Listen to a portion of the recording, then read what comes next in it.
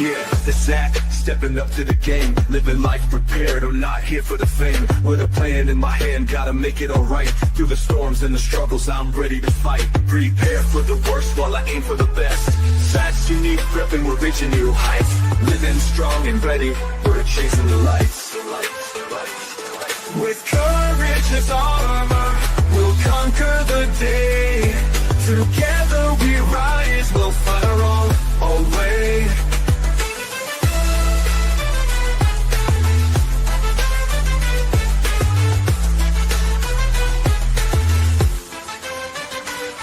Stacking knowledge and skills, I'm building my base. In this world of chaos, I'm finding my space. No fear in the hustle, I'm sharpening my tools. When the world brings the waves, I'm breaking the rules. Stand tall, keep grinding, never lose sight. Yeah, Zach's unique prepping, we're reaching new heights. Living strong and ready, we're chasing the lights. With courage as armor, we'll conquer the day. Together we rise, we'll find our own way. We'll find our own way.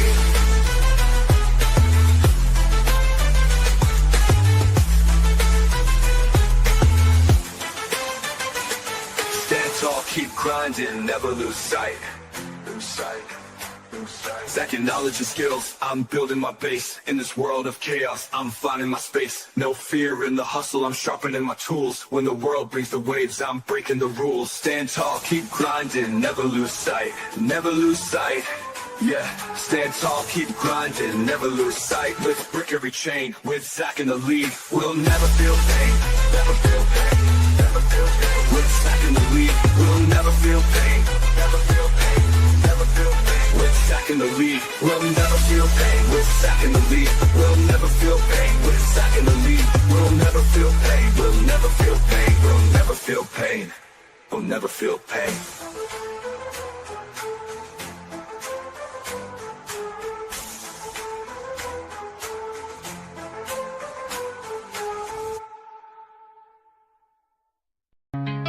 When I was born, they had no hope for me, but I survived to build a legacy. I felt no love as I was raised. I felt broken, disheartened, and betrayed. But here I am, doing my own thing. I'll take a stand, I'll take a stand. I can do anything. You take one look at me and see a man with a disability. You don't know what I can be. You just take me for granted. So here I go, here I go. I'm gonna prove you wrong. Don't tell me no, don't tell me no. I'll show you I am strong. You think that I am disabled? I'm gonna show you I'm very capable. I was made fun of when I was in school. It broke my heart. I wasn't cool, I wanted to give up, wanted to end my life. I couldn't take the pain, couldn't take the strife. But here I am, living the dream. I got some friends, and they're on my team. You take one look at me and see a man with a disability. You don't know what I can be. You just take me. So here I go, here I go. I'm gonna prove you wrong. Don't tell me no, don't tell me no. I'll show you I am strong. You think that I am disabled? I'm gonna show you I'm very capable. I'm a survivor and that's a fact. It was a long road, but I'm not looking back. I am a winner and I choose to succeed. I'm stronger. My past made me be. I'm Zach and I'm just being me. I'm not disabled, I've got a unique ability.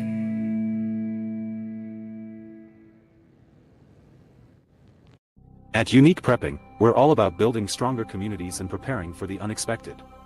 Now, we're taking our mission even further by partnering with Stolen Spirits, a powerful initiative focused on raising awareness for missing and murdered Indigenous women and girls. Together, we're blending preparedness with advocacy, shining a light on the issues that matter most. Join us as we unite for a cause, inspire change, and build a future where every voice is heard and every life is valued. Unique prepping and stolen spirits, stronger together. Hello, Zach, and everyone around the world. We're here to talk. Start us off, Zach. You're muted if you didn't know your mic has the mute sign on it.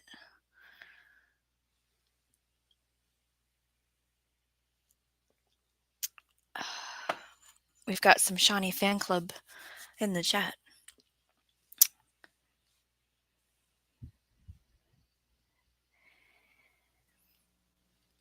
There you go.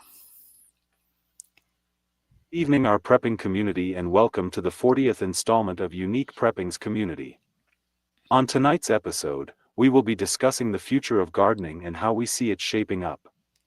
I'm your host and community member Unique Prepping, and with me tonight is our great community member Shawnee from Shawnee Grows. Down in the description, I put her channel link. Please go subscribe and keep this beautiful community growing. Gardening stands at the threshold of a remarkable transformation, shaped by innovation, necessity, and a deepening commitment to sustainability. As we look toward the future, the way we cultivate our food, flowers, and ecosystems is evolving in response to a rapidly changing world.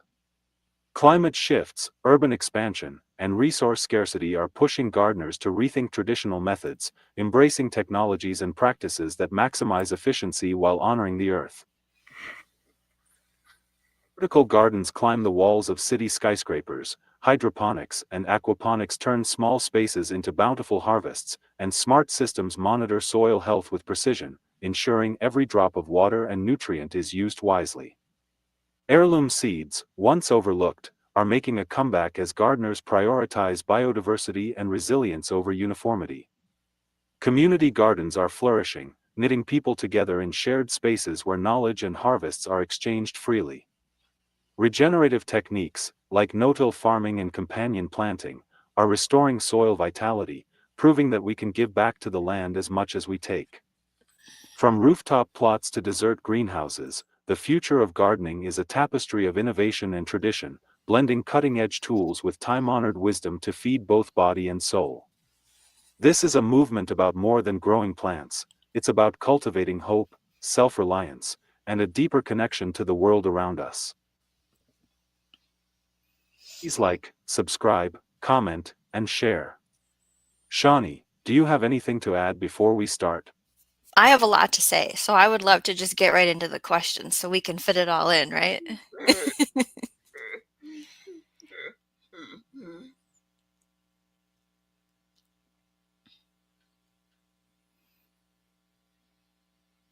Question number 1. How will advancements in soil-less gardening techniques, like aeroponics, transform food production for off-grid preppers?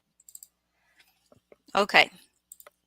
So in the future, I think we are going to see more of these hybrid systems. So solar powered aeroponics combined with our regenerative practices for soil in beds and building as we go. So what I mean by that is while soilless growing is a part of the future, it won't replace soil-based systems.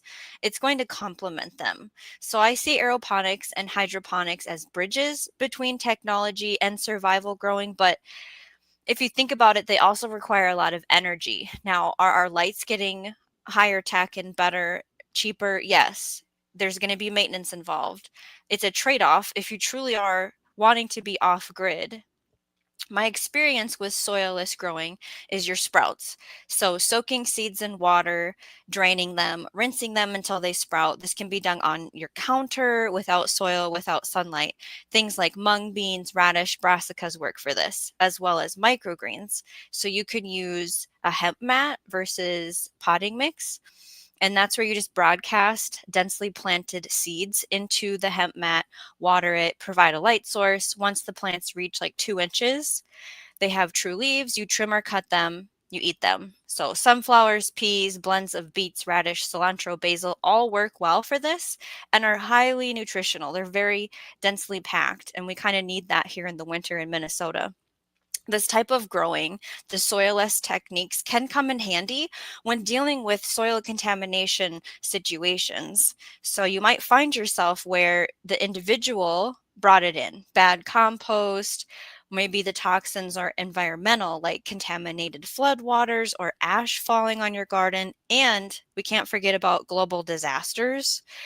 The aeroponics or hydroponics indoors can provide that temporary growing while you're dealing with how to remedy the contaminated soil, which I did a live stream on. You can catch that in the replay on what to do to fix your soil. And actually, right now in England, James Dyson had engineers design and build a vertical growing system that rotates circular. It's like really big wheels, and it's inside a tunnel. Okay, there's sensors in it, sensor packs that do readings on humidity and temperature, how much artificial light they need. This is all just to grow strawberries. Every single bolt, everything they designed. It's really cool. There's videos out there, and if anyone wants to see the video, I can put it in an email. So we have a question: what other types of materials can be used for mats for sprouting other than hemp? Can we make our own? I think people should experiment. Absolutely. Now I do use a potting mix, but outside of hemp mat, I think loofah gourd, you know, those when you dry them for like the sponges. I've seen people do chicken nesting boxes with those, so I think that would work really well. Does anyone have any other ideas in the chat for, are you in the replay? Put it in the comment section. What to be used for mat? Absolutely. So, off-grid preppers should be focused on rain catchment, soil health, homemade fertilizers, composting, and survival crops. Um, you know, just think of what you want to grow and how you want to grow it. What do you think, Zach?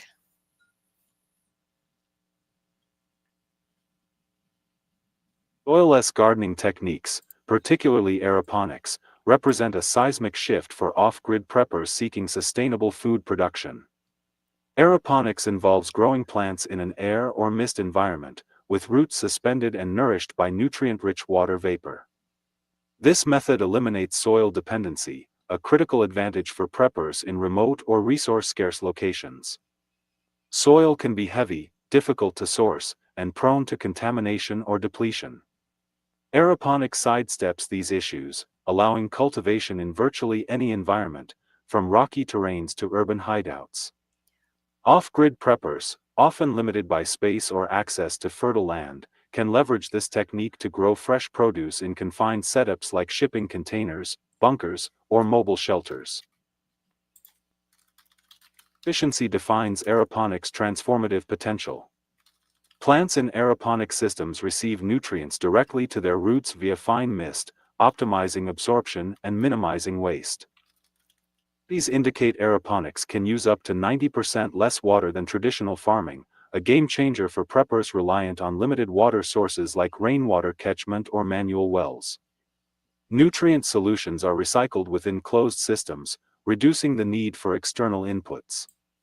This self-contained approach aligns perfectly with off-grid principles, where independence from supply chains is paramount. Preppers can maintain consistent food production without relying on external fertilizer or water deliveries, which may be disrupted in crises. Space constraints, a common challenge for off-grid setups, are mitigated by aeroponics' vertical scalability. Systems can be stacked in tiers, maximizing output in small footprints. A single square meter can yield crops equivalent to several square meters of soil-based gardening.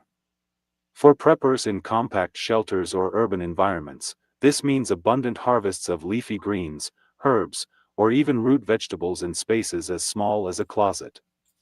Modular aeroponic units, often portable, allow preppers to relocate systems if needed, ensuring food security during bugouts or environmental shifts. This adaptability is critical for long-term survival planning. Aeroponics accelerates plant growth, another boon for preppers needing rapid crop cycles. By delivering oxygen, water, and nutrients directly to roots, plants grow up to 50% faster than in soil, according to research from NASA, which pioneered aeroponics for space missions. Faster harvests mean preppers can cycle through crops like lettuce or spinach in weeks, ensuring a steady food supply. This speed is vital in scenarios where external food sources are unreliable, enabling preppers to maintain nutrition without stockpiling perishable goods. High yield, quick turnaround crops reduce dependency on long-term storage. Energy efficiency, a concern for off-grid systems, is achievable with aeroponics despite its reliance on technology. Low-pressure misting systems require minimal electricity, often powered by solar panels or small wind turbines common in prepper setups. LED grow lights, tailored to plant needs, further reduce energy demands while promoting photosynthesis. Preppers can integrate aeroponics with renewable energy, creating self-sustaining food systems.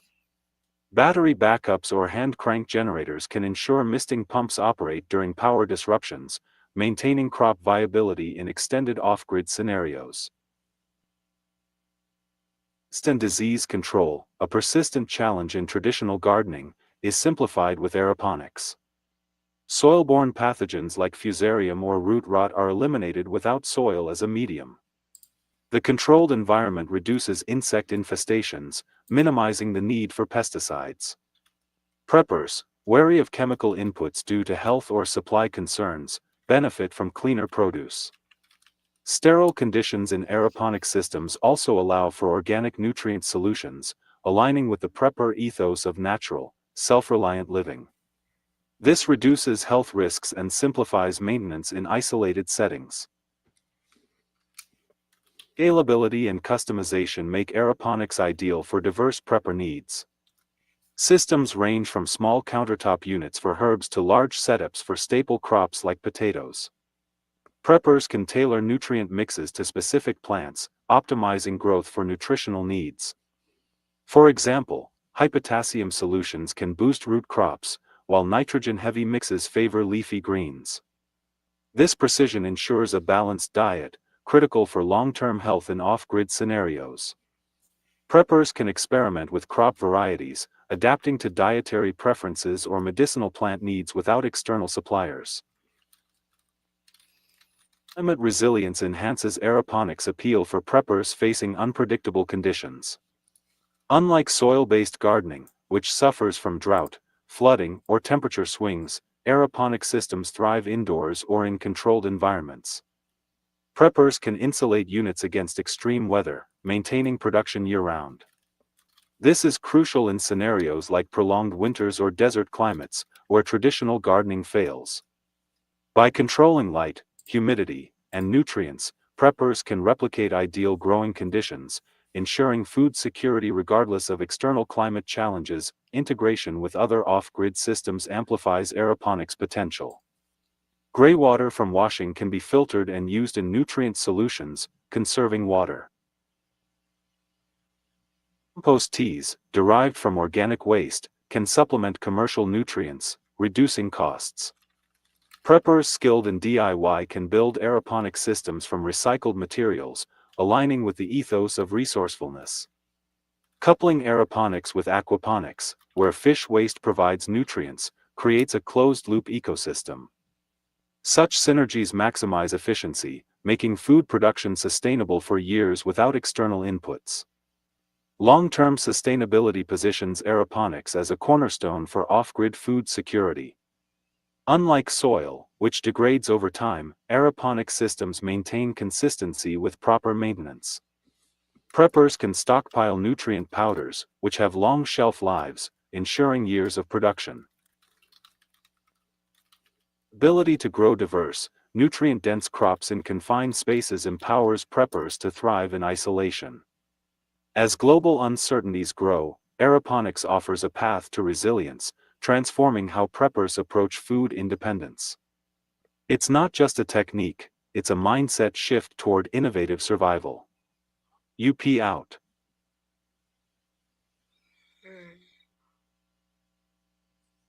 There's a gnat.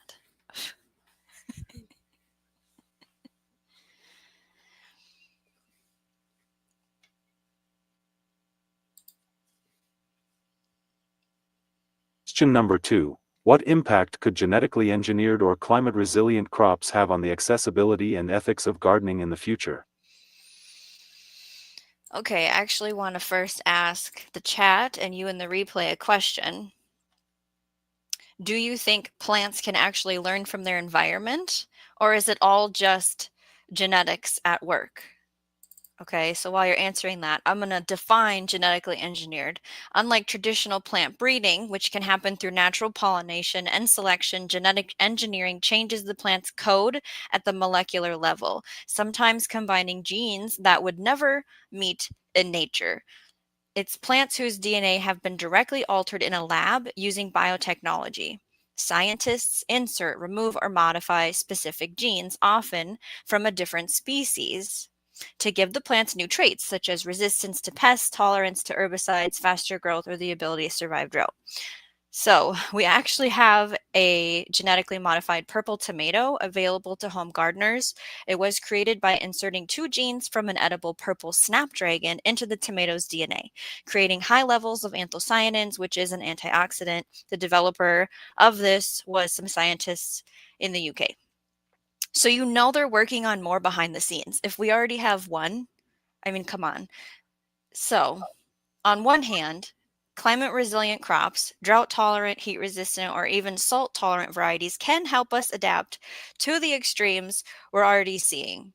But the ethical question comes when genetic modification ties growers to patents or dependency on corporations. As gardeners and preppers, seed sovereignty matters. Okay, I lean toward heirloom seeds that come with ancestral stories, open pollinated, naturally adapted varieties, crops that have evolved with local conditions. Okay, so question for chat and you in the replay. Have you ever noticed a crop in your garden that seems to do better every year? What do you think it's adapting to? Maybe you save your own seeds. Getting into that adaptation agriculture, you might have heard of it referred to as landrace gardening. When you save seed over and over again, adaptation agriculture is growing with evolution in mind. It's the practice of allowing crops to naturally adapt to your local conditions, your climate, your pests, your soil type, the wind exposure, okay, even how you water. The benefits: you're going to have seeds that have a better tolerance for any kind of drought or flood. The flavor, the nutrition, it's not going to need as much from the gardener. Your plants start to know your soil's microbial signature. Okay, so this communication system is what I want to talk about briefly. Rhizophagy literally means root eating. It's a fascinating biological conversation between plants and soil microbes. So, how it works is picture your root in the ground, right? Microbes enter the root hairs. Okay. They invite beneficial bacteria and fungi inside. The plant then strips the nutrients, the nitrogen, the minerals from the microbes. Then the microbes are released back out of the roots into the soil, and now have this communication of this is what the plant needs. I'm going to go out and look for those nutrients. This cycle teaches the plant's roots how to feed itself, how to adapt to local soil chemistry. So over time, when you save seeds from those plants, their offspring inherit kind of a microbial memory. Why is that powerful? Because you get a stronger root system, higher nutrient density in food, deeper plant microbe relationships, meaning less fertilizer dependency. Okay, so who here saves their own seeds? Let me know in the chat or in the replay. What do you save seeds from? You can just say all the seeds. I know some of you have too many to list. You clean and dry them. You label them clearly. You store them in airtight containers, cool, dark place. Test your germination. So if you want to know more about seed saving basics, I actually did a show with Robin Gardens, and you can check out the replay over at Shawnee Grows channel. Instead of waiting for lab designed seeds, we can save, share, and select our own resilient genetics for every season. That is real adaptation, right? There's actually things like hydrozoning. So you group plants together by their water needs. Okay. So looking at where you have a swale or a terrace or a rain garden, maybe you're big on raised beds and having biochar amended soils. Um, we have the garden of the future is built to endure and regenerate, not just decorate. So at the end of the day, I think the future of gardening will be shaped less by what's engineered in a lab okay? More on how we empower people to grow locally. Ethically, we have to keep gardening accessible. No one should need permission or a patent to grow food. The strongest future is one where technology and tradition work side by side, but nature is still leading the way. That's how I see it, Zach. What about you?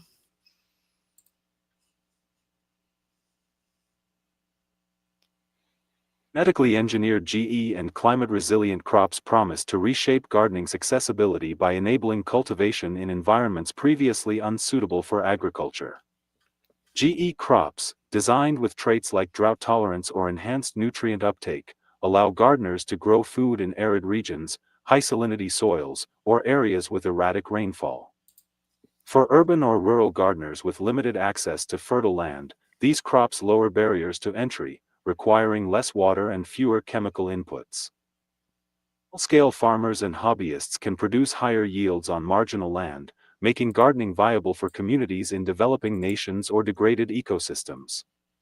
Climate-resilient varieties, bred or engineered to withstand extreme temperatures or flooding, ensure consistent harvests despite unpredictable weather, broadening who can garden effectively. Accessibility expands further through reduced resource demands. GE crops like Bt corn or pest-resistant tomatoes minimize pesticide use, cutting costs and labor for gardeners. This is critical for low-income households or novice gardeners lacking the means for intensive pest management.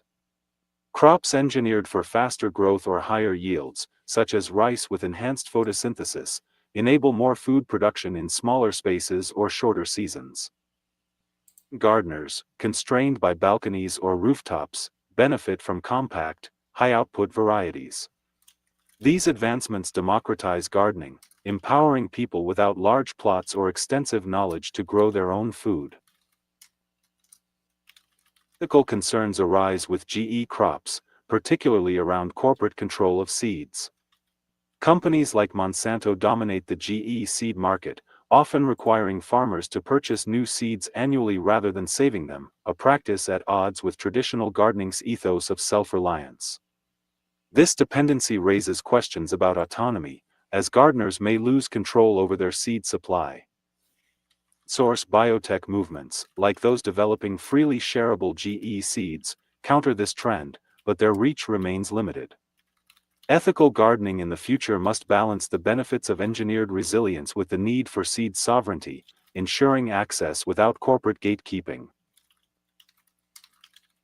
Climate-resilient crops, whether GE or traditionally bred, address food security in a warming world, an ethical imperative. Rising temperatures and extreme weather threaten conventional crops, risking hunger in vulnerable regions. Resilient varieties, like flood-tolerant rice or heat-resistant wheat, stabilize food production for subsistence gardeners. By reducing crop failures, these plants lessen reliance on industrial agriculture, which often exploits labor and degrades ecosystems. Supporting biodiversity through resilient heirloom or hybrid varieties aligns with ethical gardening's focus on ecological stewardship, preserving genetic diversity for future generations. The implications of GE crops spark ethical debates. Proponents argue that biofortified crops, like golden rice engineered to combat vitamin A deficiency, save lives in malnourished populations. Critics highlight unknowns, such as long-term ecological impacts or potential allergenicity, urging caution. Gardeners face a moral dilemma: embrace GE crops to feed more people or prioritize organic, non-modified seeds to avoid unforeseen consequences. Transparency in labeling and rigorous safety testing are essential to maintain trust, ensuring gardeners can make informed choices without compromising health or ecosystems. Environmental ethics complicate the adoption of GE and resilient crops. Engineered plants designed for herbicide resistance, like Roundup-ready varieties, encourage chemical use, potentially harming soil microbiota and pollinators. Conversely, crops engineered for pest resistance reduce pesticide applications, benefiting ecosystems. Climate-resilient varieties often require fewer inputs, aligning with regenerative gardening principles. Gardeners must weigh these trade-offs, choosing crops that minimize environmental harm while maximizing resilience. Sustainable practices, like integrating GE crops with organic methods, could bridge this ethical divide. Social equity in gardening access hinges on affordability and distribution. GE seeds, often patented, are costlier than conventional ones, limiting their reach to wealthier gardeners or commercial operations. Climate-resilient hybrids, developed through public research, are more likely to be affordable but may lack the precision of GE varieties. Initiatives like seed banks or community breeding programs can ensure equitable access, empowering marginalized groups to adopt resilient crops. Ethical gardening demands that advancements benefit all, not just those with financial means, fostering inclusive food systems. Cultural implications of GE crops challenge gardening's heritage. Traditional seed-saving practices, central to many cultures, are disrupted by patented GE seeds. Indigenous communities, for whom heirloom varieties carry spiritual and historical significance, may resist engineered crops as a form of cultural erosion. Climate-resilient heirlooms, developed through selective breeding, offer a compromise, preserving cultural value while enhancing adaptability. Ethical gardening respects these traditions, ensuring that technological progress doesn't erase ancestral knowledge or alienate communities from their roots. Global food systems stand to benefit from widespread adoption of resilient crops, but ethical risks loom. GE crops could reduce hunger by boosting yields in harsh climates, yet over-reliance may homogenize agriculture, narrowing crop diversity. Monocultures, even resilient ones, are vulnerable to unforeseen pests or diseases, threatening long-term food security. Gardeners, as stewards of biodiversity, must advocate for diverse, resilient seed stocks, blending GE and traditional varieties. Ethical responsibility lies in preventing a future where a handful of engineered crops dominate, undermining ecological and cultural resilience. Policy and education shape the ethical landscape of future gardening. Governments and NGOs must fund research into accessible, resilient crops while regulating GE seed markets to prevent monopolies. Community-driven seed exchanges and open-source biotech can empower gardeners to adopt innovations ethically. Education campaigns, teaching gardeners about the benefits and risks of GE and resilient crops, foster informed decision-making. By prioritizing access, transparency, and ecological balance, gardening can remain a tool for empowerment, ensuring that advancements serve both people and the planet. UP out.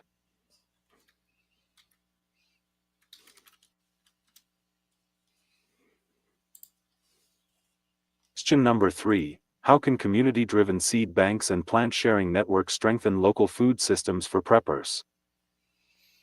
All right, another question for chat and you in the replay, of course. Have any of you ever used a seed library or been to a seed swap? Let me know your experiences there.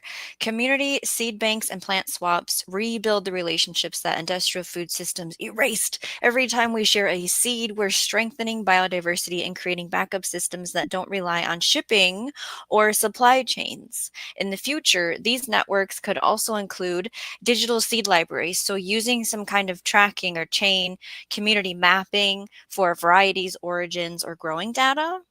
I'm not sure how that would look, but I feel like we could possibly have that.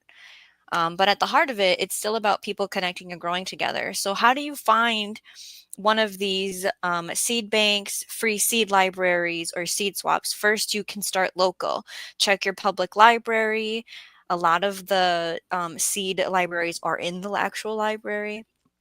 Also, look up your local extension office or master gardener program. They often host community seed swaps. Searching online. Okay, so Google your state, your county, plus the words seed swap, seed exchange, seed library, websites like seedlibrary.net or Seed Savers Exchange, even Facebook meetup groups. So I don't go to seed swaps, however, I do swap seeds. What did that say? With the other ranchers in my area. There you go. Local environment, local seed sharing. That's really great. So I know that we have like a Minnesota gardening group on Facebook, and in there, the admin will post when seed swaps are happening. And I actually haven't ever been to one. I probably should go. And you can also create your own mini seed swap. So starting with your neighborhood, a school garden, a community center, all you need are envelopes, labels, some gardeners willing to share. I do encourage you to label more than you think you should. Like, I've heard people share that seed swaps had poor labeling, and that bothers me. So put some effort into labeling your seeds if you're going to share them. Ecology Today says yes to both, had mixed results. Hope to see more. Robin Garden says library yes, seed swap no. Frequently trading and sharing with friends. That is fantastic. Online groups, even like Discord communities, for those of you that are on Discord, can become seed sharing hubs. What's your thought on that, Zach?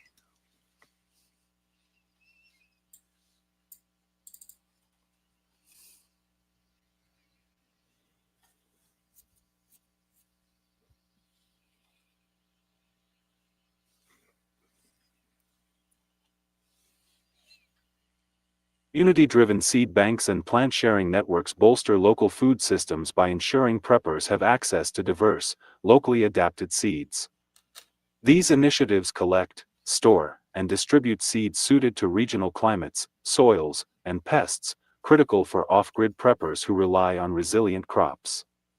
Unlike commercial seeds, which may prioritize uniformity over adaptability, community seed banks preserve heirloom and open-pollinated varieties that thrive in specific conditions.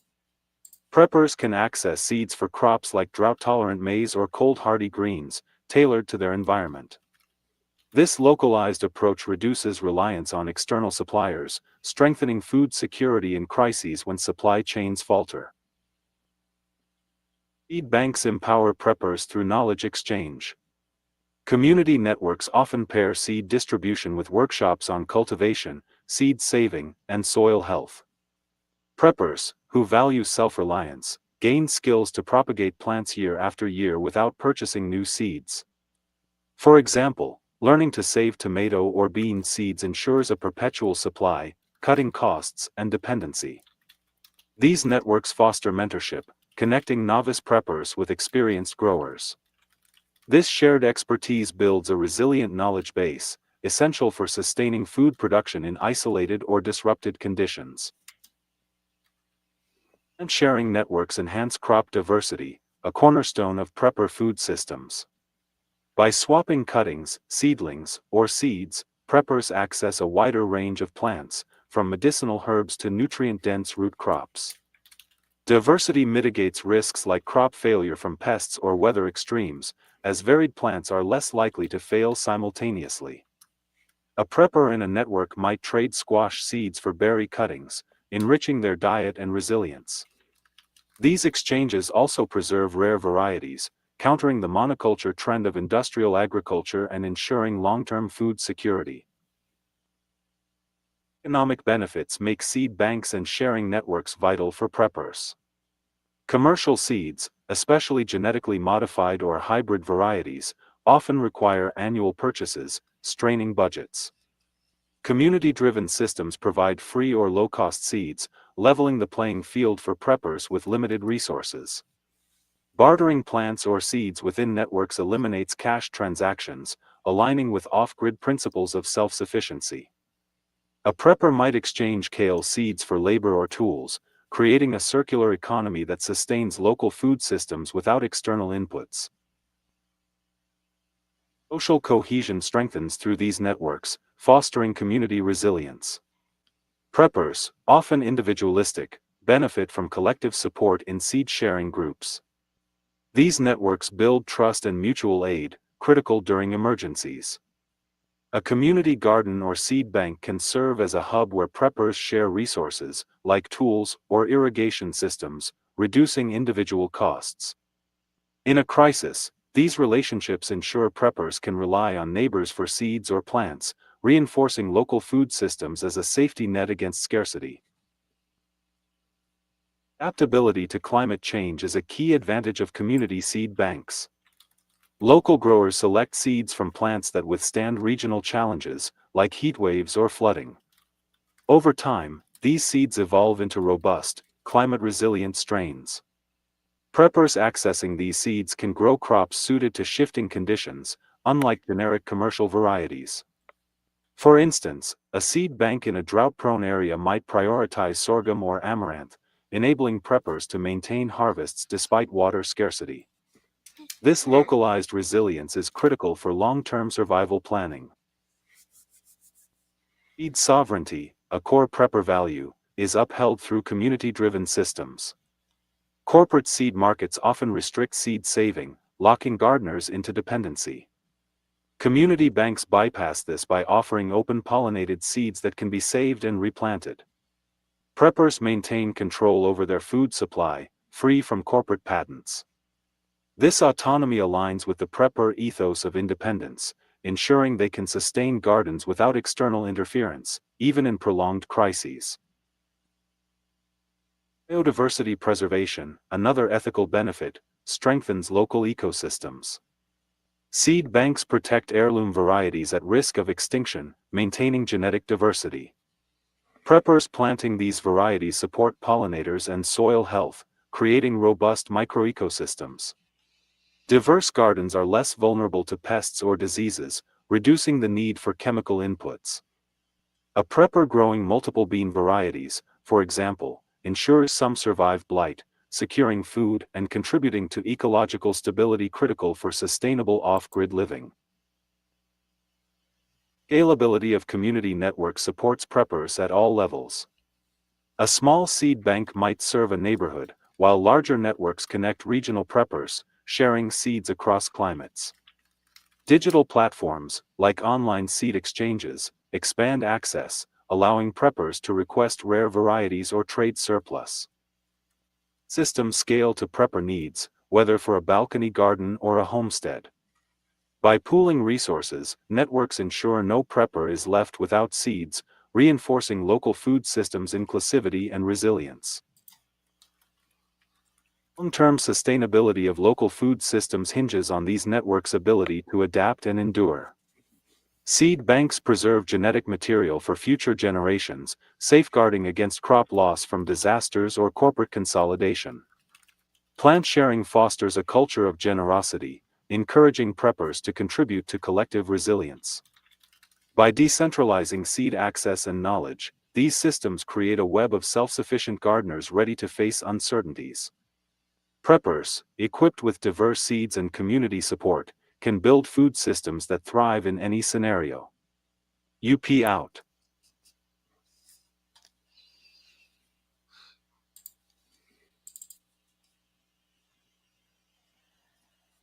Question number 4. What role will automation, such as robotic planters or smart irrigation systems, play in making gardening more efficient for beginners? I am so glad you asked because this year at the Chelsea Flower Show, which is an international 5-day event hosted by the Royal Horticulture Society, located in Chelsea, London, had this thing, and I'm going to explain it here, but the whole event provides ideas for garden design. It's an opportunity to buy new plants and find ideas to take home. So they featured a smart garden. That's why I'm getting all excited. Okay. It has AI driven soil sensors, micro weather stations, apps that interpret soil biology, nutrient flow. Now, I'm not sure how to say it. Avanade, Avanade, Intelligent Garden. It was designed by Tom Massey. I did a whole live stream on what was really featured and won awards at the Chelsea Flower Show. You can check that out on the replay. But we also have things like robot strawberry pickers, okay? Robot lawn mowers, robot weeding systems. I've heard about, the AI telling you about the weather, AI telling you, "Hey, the garden needs some water today." AI design tools that can map out biodiversity corridors, companion planting, succession plants automatically. Automation can lower the barrier for new gardeners. Things like the smart irrigation, the moisture sensors meters telling you if you need to water or not. Timed lighting can help people learn by observing the results. For preppers, automation is great, for efficiency, but should never replace your observation with the garden. We also have those indoor smart systems like Garden, Gardyn, that connect to your phone, and it tells you things like you need to add nutrients to the water bank. I think it'll tell you when things need to be harvested, when lights need to be adjusted. But honestly, those are way too expensive, okay? So ways a new gardener can use AI, I think the helpful thing would be the design piece. So throwing in your climate zone, the size of space, the amount of sunlight exposure to get a plant list, and maybe a spacing guide of like what to put on the north side, what to put on the south side. AI can help monitor, but humans still have the instinct to read the plants. So I see tech as a teacher, not a crutch. The best future garden will be a partnership, data guided, but human led. How do you feel about that, Zach?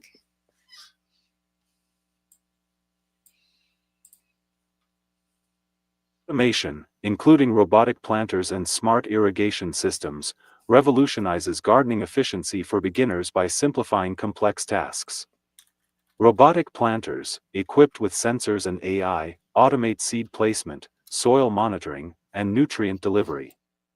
Beginners, often overwhelmed by precise planting depths or soil pH, benefit from machines that analyze conditions and adjust automatically. A robotic planter can sow seeds at optimal spacing, ensuring healthy growth without manual guesswork. This reduces the learning curve, allowing novices to achieve successful harvests without years of trial and error. Smart irrigation systems address water management, a common hurdle for new gardeners. These systems use sensors to monitor soil moisture, weather data, and plant needs, delivering precise amounts of water. Overwatering or underwatering, frequent beginner mistakes, are minimized as systems adjust in real time. For example, a smart sprinkler might skip watering during rain, conserving resources.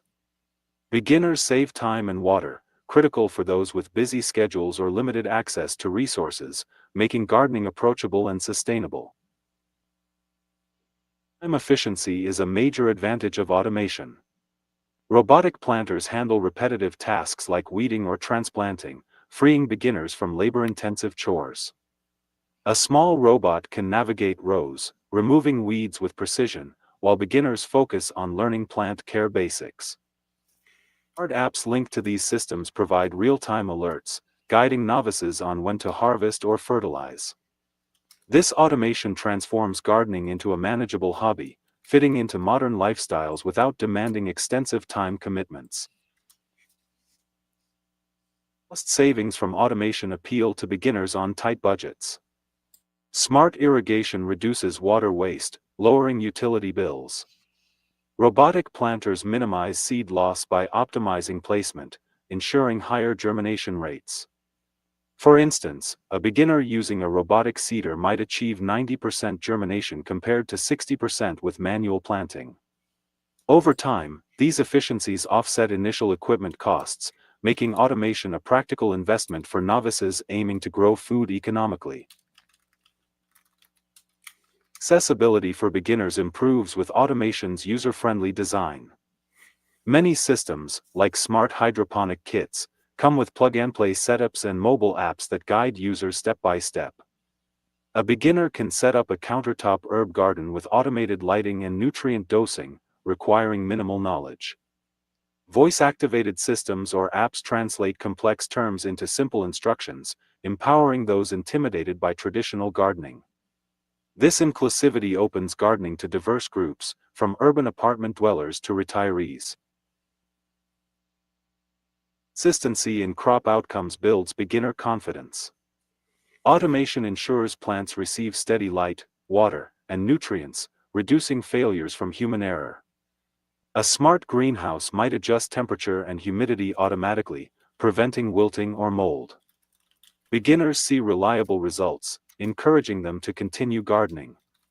Consistent harvests, even on a small scale, reinforce the value of automation, making it easier for novices to trust their ability to grow food.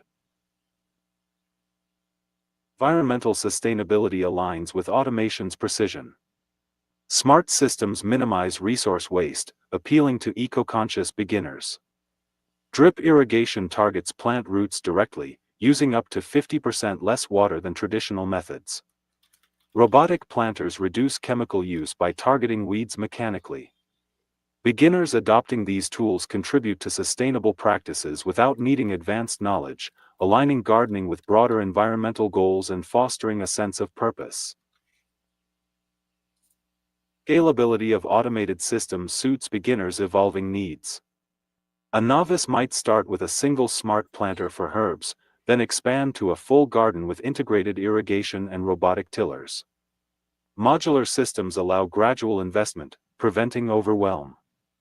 A beginner could add sensors or automated composters as skills grow, scaling production without abandoning user-friendly tech.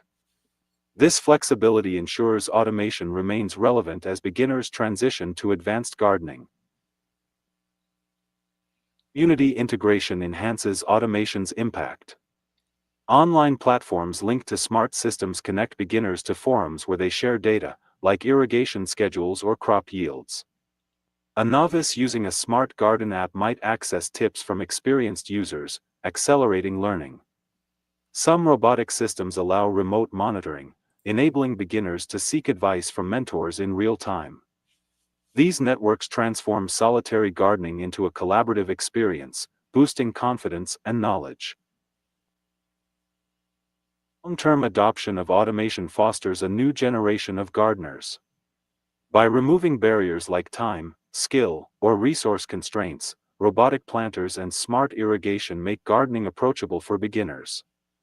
These tools provide a safety net, ensuring success while novices learn. As automation becomes more affordable, its integration into everyday gardening will normalize tech-driven cultivation. Beginners, empowered by reliable systems, can focus on creativity and enjoyment, building resilient food systems with ease. UP out.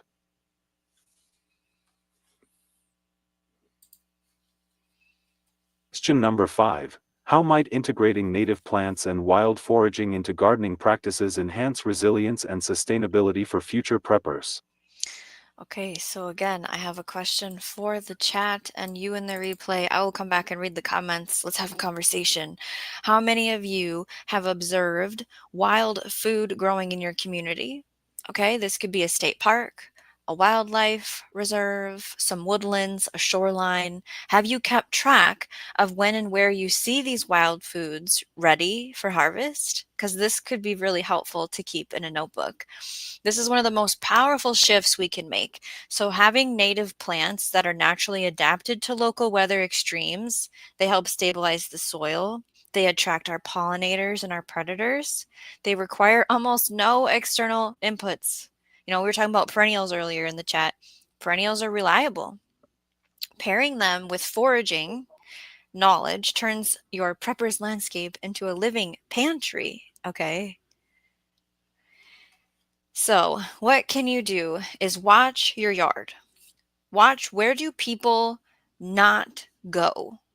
You have your family or yourself or your animals that use certain parts of your yard, and I'm sure you can find some where people don't normally go. Let that space grow to see what is naturally in the seed bank. Okay, adding native plants to it in the following years. You'll be surprised to see what pops up. Future gardening is about blending the cultivated with the wild. Agroforestry, so planting trees with crops and pasture, wild edges like beetle bunks, bulbs for flowers, ground covers of clover, and perennial food systems like our food forests, our grocery row gardens, permaculture zones, all build long-term resilience.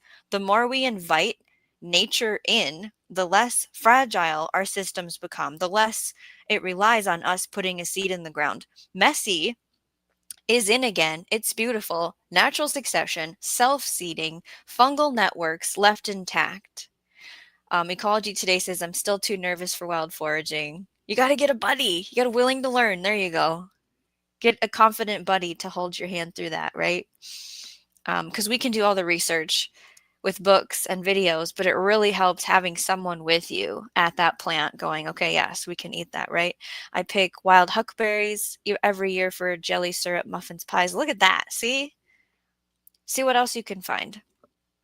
Having pollinator patches, your rain gardens, food producing trees, shrubs, and vegetables in the same shared space, edible landscaping, right? So, biodiversity is the new luxury.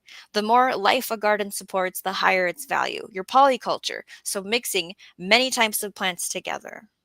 Food forests in urban backyards and community spaces. Let's see them in parks, in schools. Let's see edible landscaping at businesses. Let's see wildflowers in medians or boulevards and alleyways in our towns.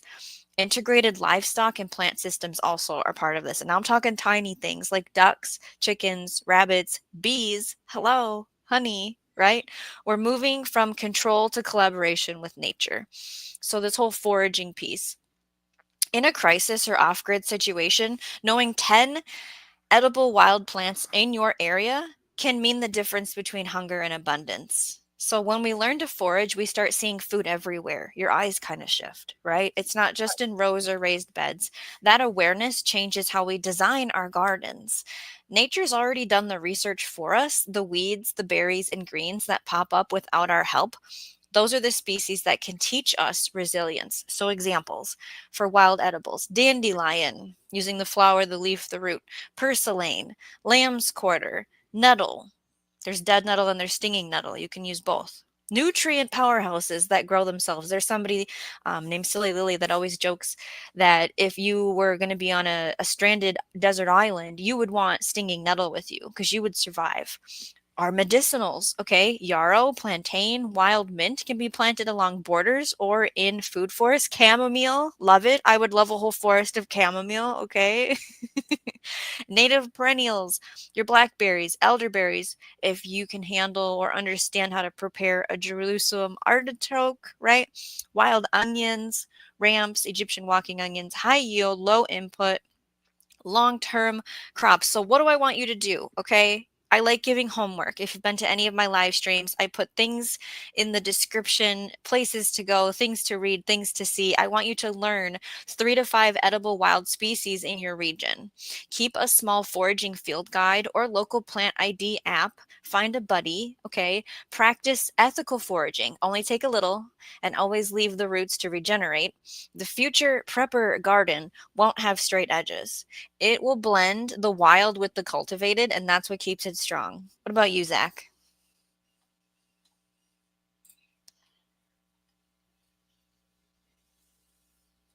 Integrating native plants and wild foraging into gardening practices enhances resilience for future preppers by leveraging plants adapted to local ecosystems.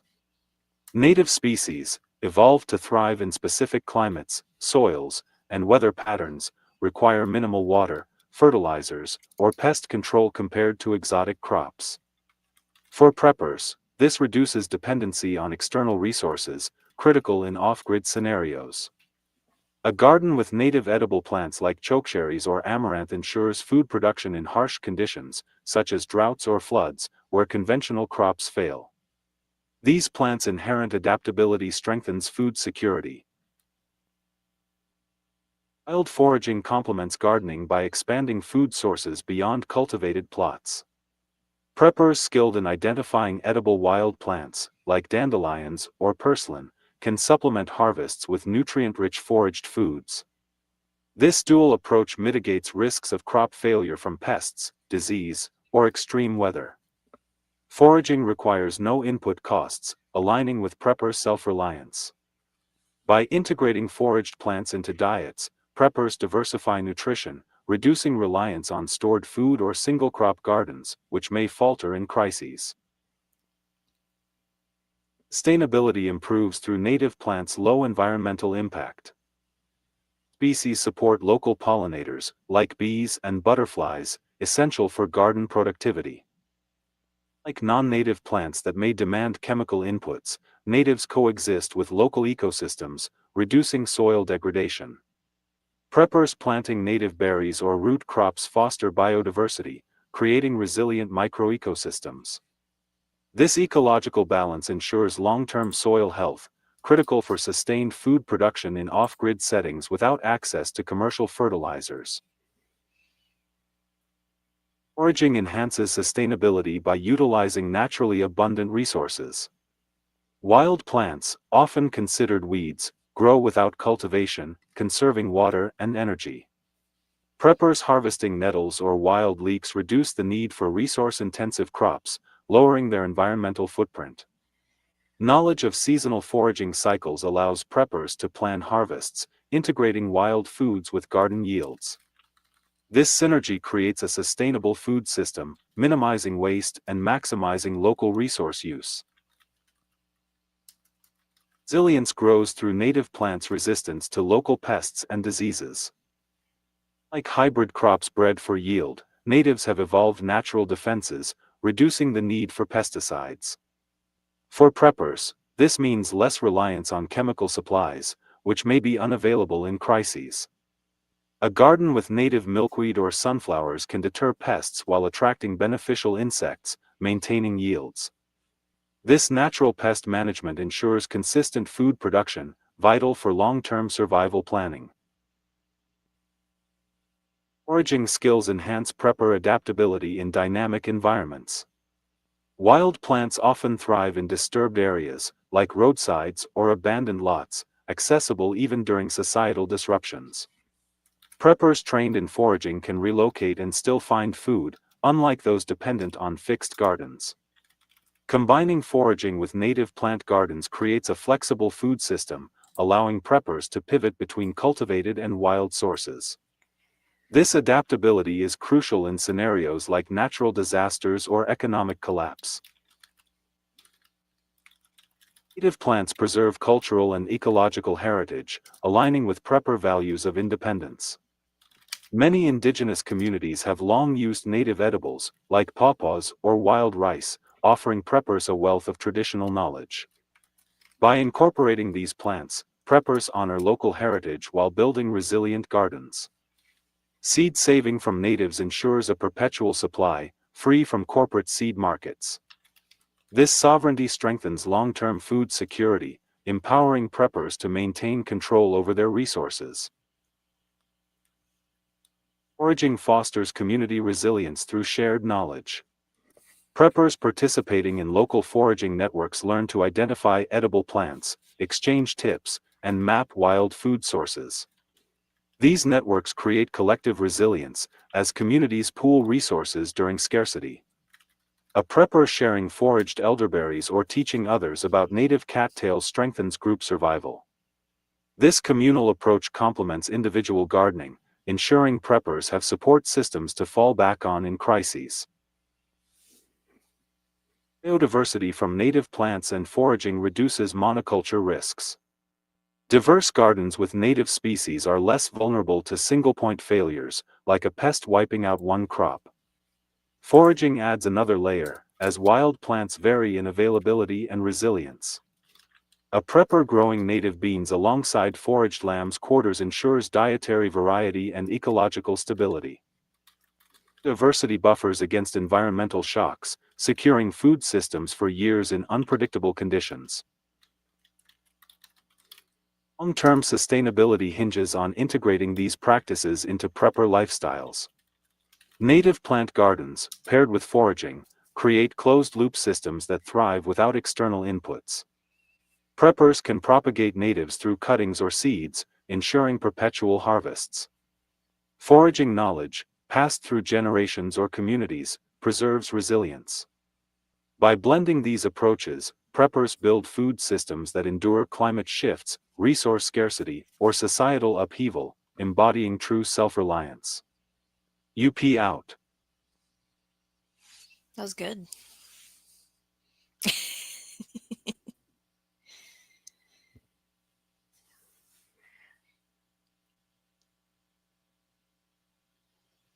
Final words for tonight's discussion. Well, I don't know if you can tell, but I kind of love gardening. So you should come over to Shawnee Grows. I do monthly garden tours, but those are ending now because the snow is coming. So we're just going to be doing live streams every week. We do have them at night, mostly after 9 p.m. Central Time. And I always say, remember to grow every day in every way. And that's all I have to say.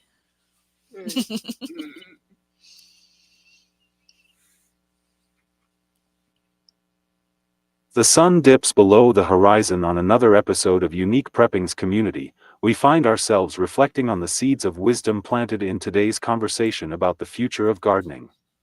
Imagine a world where every backyard becomes a fortress of self-reliance, where heirloom varieties whisper stories of resilience through generations, and where innovative techniques turn even the smallest plot into a thriving oasis. Vision isn't just a dream, it's the blueprint for tomorrow's preparedness, reminding us that true security begins with the soil beneath our feet. We've explored how technology and tradition can dance together, creating gardens that not only feed bodies but nourish spirits in uncertain times. The journey ahead promises challenges, from shifting climates to resource scarcity, yet it also brims with opportunity for those willing to dig deep and innovate boldly. The quiet aftermath of our discussion, consider the profound impact of cultivating not just plants, but a mindset of abundance amid potential adversity. Gardening in the future will demand adaptability, blending ancient permaculture principles with cutting-edge hydroponics and vertical farming to maximize yields in minimal spaces. Picture urban dwellers transforming rooftops into verdant paradises, rural homesteaders expanding food forests that double as wildlife sanctuaries, and communities coming together to share knowledge and surplus. This evolution isn't merely about survival, it's about thriving, about reclaiming control over our food sources in an era where supply chains can falter at any moment. Tools and strategies emerging today lay the groundwork for a greener, more resilient tomorrow. Thank you, Shawnee, for joining us and sharing your invaluable insights. Your presence has illuminated paths forward that many of us are eager to tread.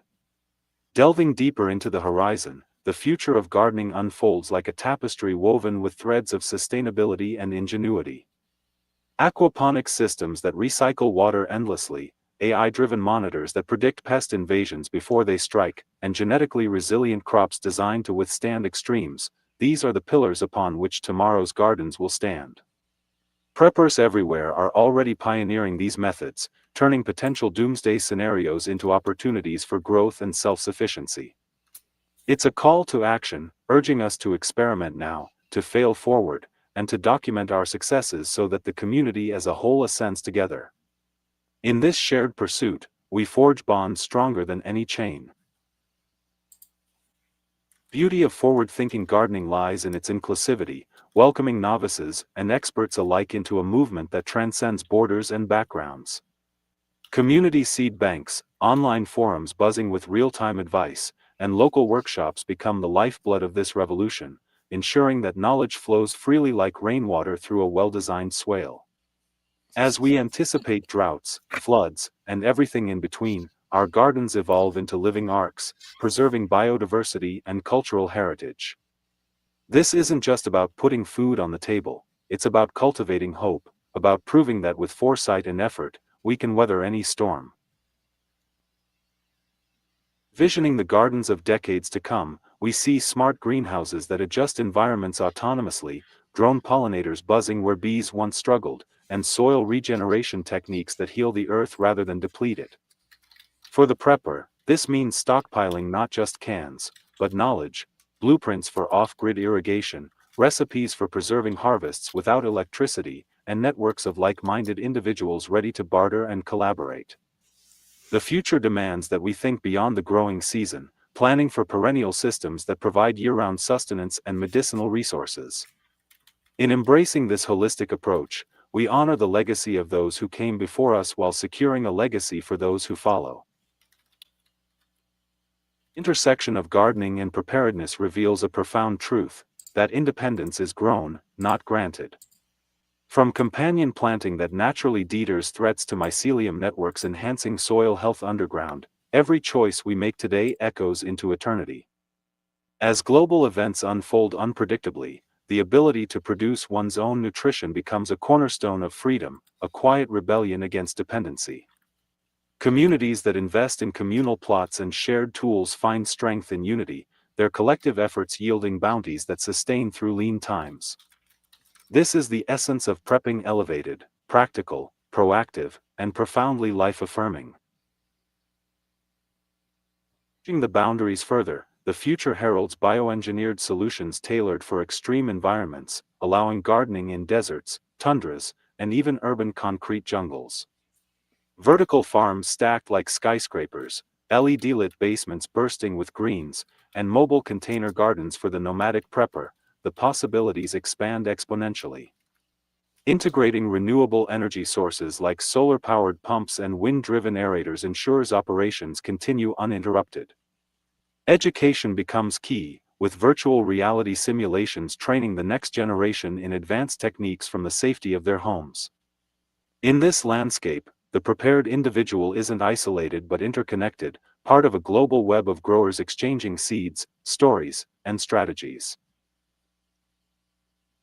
Poetic rhythm of seasons will guide us still, even as technology amplifies our capabilities, reminding us to stay attuned to nature's cycles. Composting innovations that turn waste into black gold at record speeds, rainwater harvesting systems that store monsoons for droughts, and pollinator habitats that invite biodiversity back into our spaces, these elements harmonize human ingenuity with ecological wisdom. For families, gardening becomes a classroom without walls, teaching children responsibility, science, and the satisfaction of harvest. In times of crisis, these skills transform from hobby to lifeline, from pastime to power. We stand on the cusp of this horticultural renaissance. Let us commit to action, to planting today what will shelter us tomorrow. Experiment with new varieties, document your microclimates, connect with local experts, and build your arsenal of green knowledge. The future of gardening is not a spectator sport, it's a participatory saga where every prepper plays a vital role. Through shared victories and learned lessons, we cultivate not just crops, but character, resilience, patience, and unyielding optimism. To find anything unique prepping, visit the LinkTree link in the description. Please like, subscribe, comment and share. Love you all, and God bless them. And God said unto them, Be fruitful, and multiply, and replenish the earth, and subdue it, and have dominion over the fish of the sea, and over the fowl of the air, and over every living thing that moveth upon the earth. Genesis 1 verse 28 KJV. Stay prepared, stay unique, and God bless.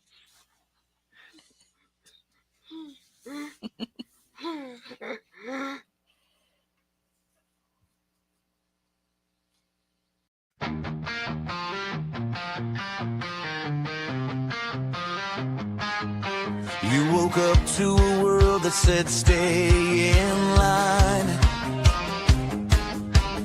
Your dreams too big, heart's too wild, you'll be fine. But you've got fire burning deep inside. Don't let the fear rewrite your life. Every step you take, you're breaking through. Even when the voices inside shadow you, don't forget what you were made to do. The world's waiting on the light inside of you. Like, comment, share and subscribe. We're in this together. Prepare for the ride. Don't give up on your journey. Don't you let go of that flame. Your passion's got power, your dream's got a name. You're closer than you ever knew. If unique prepping can do it, you can too.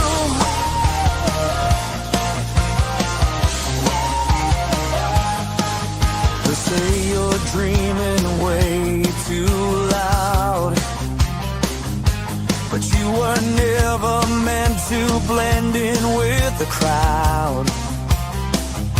You've got a voice, so let it rise. You're not alone, we're on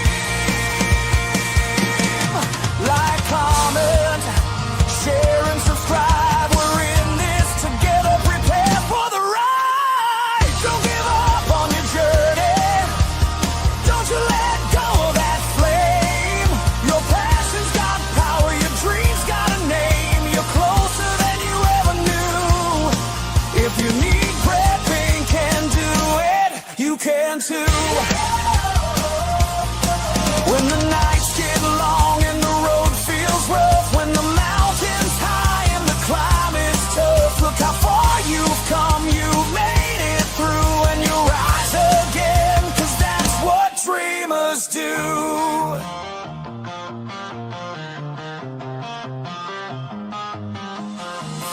Don't give up on your journey. You got a spark, let it fly. Your stories unfold and reach in the sky. Just hold on, you'll break through. If unique prepping can do it, you can too.